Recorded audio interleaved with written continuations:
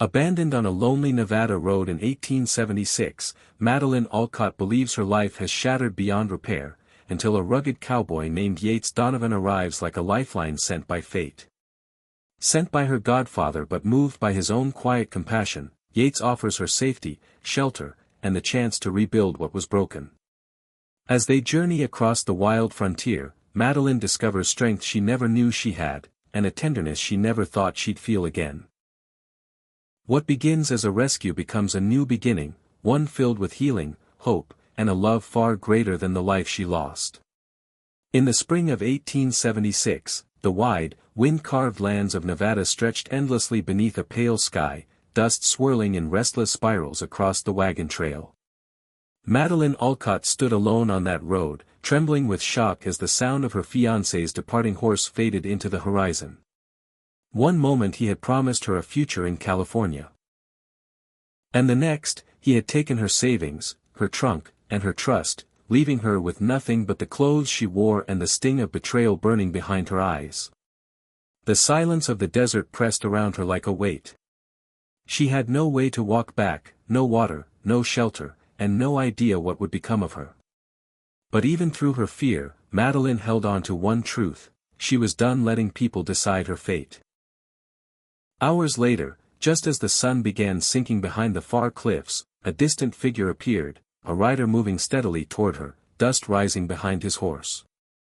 Madeline's heart pounded with uncertainty.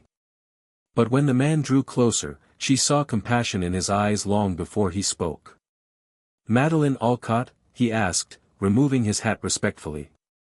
"Yes," she breathed, startled. "I'm Yates Donovan. Your godfather sent me. Said you might be in trouble." Relief hit her so hard her knees almost buckled. Someone had cared enough to look for her. Yates helped her onto his horse, wrapped his coat around her shoulders, and began the long ride toward safety. The warmth of the fabric and the steady strength of his arm around her were the first comfort she had felt in days. As they traveled through the fading light, Yates didn't push her to speak. He simply talked about the land, the cattle he raised, and the homestead he'd built with his own two hands. Something about him, his calmness, his steadiness, made her feel strangely safe. That night they camped under the stars.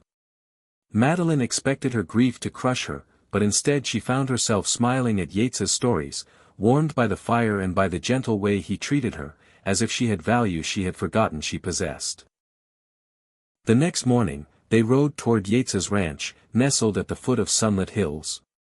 The land was open, vibrant, and full of life, so different from the narrow, suffocating world she had come from. The ranch hands greeted her kindly, and Yates introduced her not as a burden but as a guest who's been through more than most. Days turned into weeks. Madeline helped in the kitchen, tended the garden, and found unexpected joy in the routine of honest work.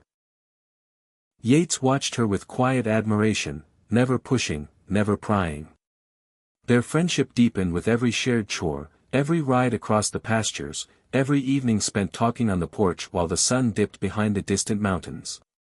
One afternoon, Yates showed her a patch of land by the creek, where wildflowers grew in brilliant shades of gold and purple.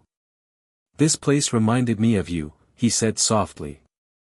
"Stronger than folks expect. Beautiful in ways they don't see right away." Madeline felt a warmth in her chest she had never known before. She had come to see Yates not just as the man who saved her, but as someone who saw her, not the woman abandoned, not the woman betrayed, but the woman she could still become. By summer's end, she no longer felt like a lost traveler. She felt rooted, alive, valued. Her misfortune had become the beginning of a life she never imagined, one filled with purpose, peace, and a quiet, growing love she and Yates no longer tried to hide. And when Yates finally took her hand beneath the vast Nevada sky and asked her to stay forever, she answered without hesitation. Her abandoned road had become her destiny. Her heartbreak had led her home.